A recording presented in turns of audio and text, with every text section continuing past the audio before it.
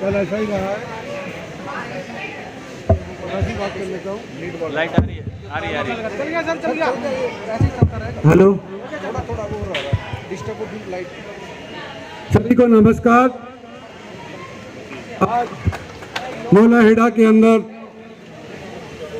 1 साल से भी ज्यादा दिनों के बाद अपने कई साथियों से मुलाकात हुई और जो मेरा मान सम्मान किया गया, न केवल गांव वासियों की तरफ से बल्कि एसोसिएशन थे, सेक्रेटरी थे, उन सब ने जो मेरा मान सम्मान किया, इज्जत बख्शी, सर के ऊपर पगड़ी बांधी, फूलों से स्वागत किया। मैं आज उन सभी का अपनी तरफ से और अपनी पार्टी की तरफ से शुक्रिया अदा करना चाहता हूँ और उम्मीद ये करता हूँ कि ये जो पिछला 1 साल बीता है, बड़ी मुश्किल वाला साल बीता है।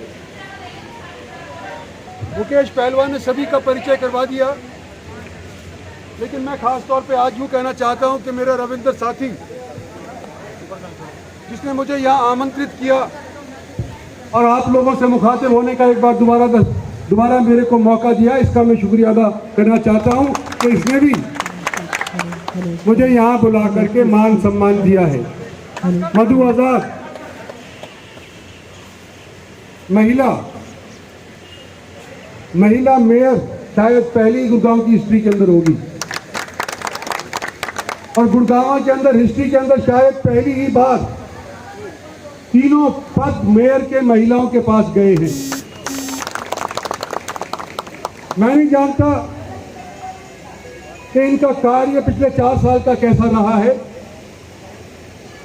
लेकिन इतना जरूर जानता हूं कि जहां जहां जिस हल्के के अंदर आज के दिन मेरे को बुलाया जा रहा है,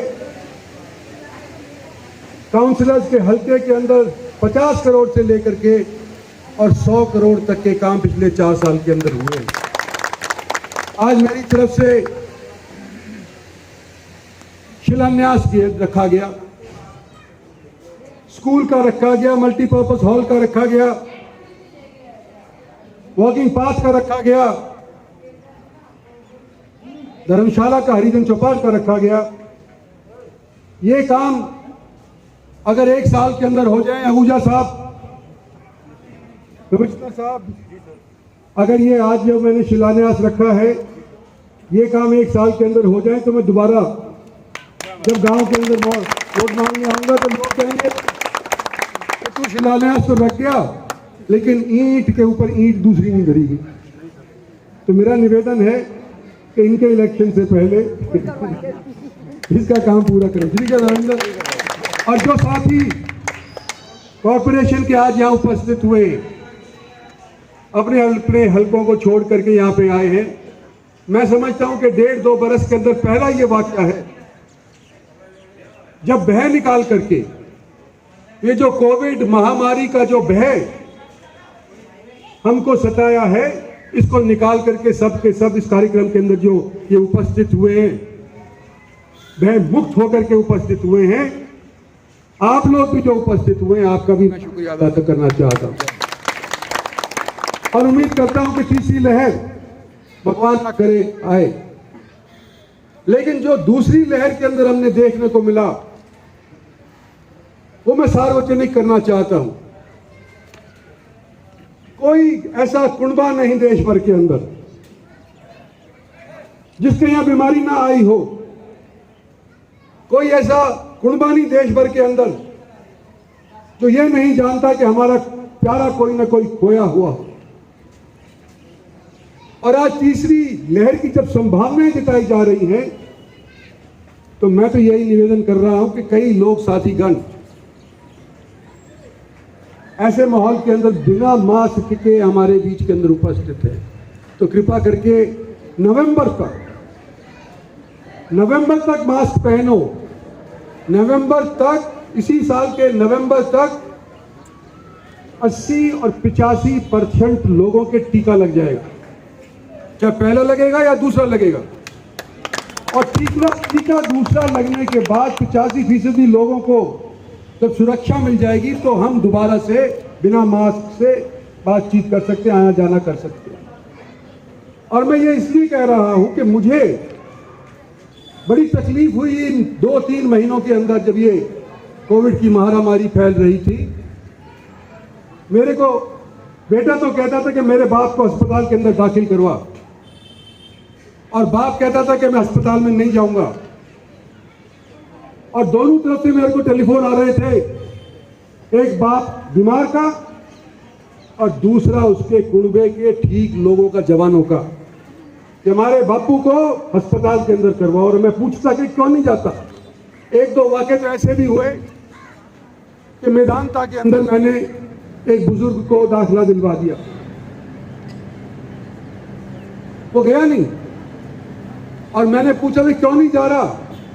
बोला अस्पताल के अंदर अगर चला गया, जिया या मरा ये तो ऊपर वाले के हाथ की बात है, पर अस्पताल के अंदर जाए पीछे जो पैसे खर्च हो जाएंगे वो मेरे कुनबे वालों को कंगाल कर देंगे। इससे बेहतर मैं ये जानता हूँ, समझता हूँ कि मैं घर पे मरूं, अपने बिस्तर के अंदर मरूं, और कम से कम आगे की बसर के लिए मेरे कुनबे वालों के पास कुछ चंद पैसा तो रहे। इस तरह का महामारी का हाल हमने देखा है। 100 साल के अंदर इस तरह की महामारी नहीं आई थी। जो बुजुर्ग मेरी उम्र के, जब मैं छोटा था, जब मैं आप जैसे बुजुर्ग थे, वो कहा करते थे हमने 1918 और 1921 की स्पेनिश फ्लू की महामारी देखी है। किसी की लाश लेकर के हम जलाने के लिए जाया करते थे, वापस आया करते थे, दूसरा कोई तैयार होया पाया था। ऐसा हालात सन 18 से लेकर के 21 तक हमारे देश के अंदर रहा। 6 करोड़ लोग ये उस टाइम पे मारा गए। आज भी ये भय एक बार जादू हो गया था कि कहीं हमारे लोग भी उसी तरह से मक्खियों की तरह से भगवान को प्यारे ना हो जाए। तो इसलिए भाई और बहनों, आपके अजीज के तौर के ऊपर, आपके हमसफर साथी के तौर के ऊपर, और बच्चों के लिए बुजुर्ग के तौर के ऊपर आपको निवेदन करना चाहता हूं कि देखो, आपके घर के अंदर आप तो शायद अगर बीमार हो गए तो जेल जाओगे बच्चों, लेकिन आपका बूढ़ा अगर बीमार हो गया शायद नहीं झेल पाएगा। इसलिए मास्क लगाना लाजमी है, बचना चाहिए। ये तो बात मैं कही महामारी की। आज हमारा मुल्क का आज़ादी के उपरांत 74वां साल है। चंद रोज के अंदर हम 75 साल के अंदर प्रवेश कर जाएंगे। जो लोग सन 47 से पहले जन्मे थे, उनको मालूम है कि हमारे देश के अंदर उस टाइम के ऊपर एक सुई भी नहीं बना करती। सुई भी बाहर से आया करती थी, इंग्लैंड से आया करती थी, ब्रिटानिया से आया करती थी। और आज के दिन हमारे मुल्क के अंदर न केवल सुई बल्कि न्यूक्लियर पावर्ड सबमरीन भी बनने लग रही है, एयरक्राफ्ट कैरियर बनने लग रहे हैं, और तो और अंतरिक्ष के अंदर भेजने के लिए अनेक ऐसे मुल्क हैं जो समृद्ध कहलाए जाते हैं। वो लोग भी भारत के पास आकर कहते हैं कि हमारी सैटेलाइट ऑर्बिट के अंदर भेजो, क्योंकि तुम्हारे यहाँ से सस्ते में जाएगी। अमेरिका से भेजेंगे तो जोड़े पौने होने दामों के ऊपर हमारे वो सैटेलाइट ऊपर भेजनी पड़ेगी। तो ये एक फक्र का समय है कि 75 साल जब पूरे हमारे हो जाएंगे तो हमारा देश सोने की चिड़िया जैसे पहले कहलाया जा सकता था, शायद इस शताब्दी के अंदर दोबारा से कहलाना चाहिए। और जिन लोगों ने सैक्रिफाइस किया है, क्या शहीद, क्या शहादत दी है, क्या आज़ादी के टाइम के ऊपर उन लोगों ने अपना पूरा ध्यान दिया है, अपना कुनबा छोड़ करके भी जेल काटी है, उनका भी आज के दिन हमारे को ध्यान और मंथन करना चाहिए। और जो आज़ादी के टाइम के ऊपर परवानों की जिस तरह से लाइनें लग गई थी हज़ारों और लाखों के तौर के ऊपर, मैं समझता हूं कि देश को आगे ले जाने के लिए आज भी हमारे को जो करप्शन करता है, हमारा प्रधानमंत्री बोलते हैं कि जो करप्शन होगा उसको जाकर के तुम देखो, बताओ। तो भाई जवानों, भागा दौड़ी तो हम जैसे उम्र वालों की तो हो नहीं सकती, लेकिन कहीं भी अगर करप्शन हो रही हो और मेरे हाथ से उसको दंड मिल सकता हो तो मैं दंड दिलवाने के लिए तैयार हूँ। आप मुझे कानों में आकर के बता दीजिए, यही मैं आपको कहना। आज आप लोगों के बीच आकर के बड़ा मैं हर्ष महसूस कर रहा हूँ। तो कई सालों से, कई महीनों से, साल भी हो गए, 1.5 साल हो गया, मैं लोगों के बीच नहीं जा सका, ठीक ढंग से लोगों का धन्यवाद भी नहीं कर सका। पहले तो जैसे ही चुनाव हुआ उसके तुरंत बाद बजट पारने के लिए सेशन शुरू हो गया, 3 महीने सेशन चला। शुरुआत हमने करी, धन्यवाद करने की, कोविड की पहली लहर आ गई और सारा मामला ठप वहीं का वहीं हो गया। तो आज इस मौके का फ़ायदा उठाते हुए आप सब लोगों का मैं धन्यवाद करना चाहता हूं कि आप लोगों ने जो पिछले दिनों के अंदर मेरी मदद करी, मेरी पार्टी की मदद करी और हरियाणा के अंदर 10 के 10 लोकसभा की सीटें तो नरेंद्र भाई मोदी की झोली के अंदर डाल दी। आपका बहुत बहुत धन्यवाद देना चाहता हूँ। जय हिंद।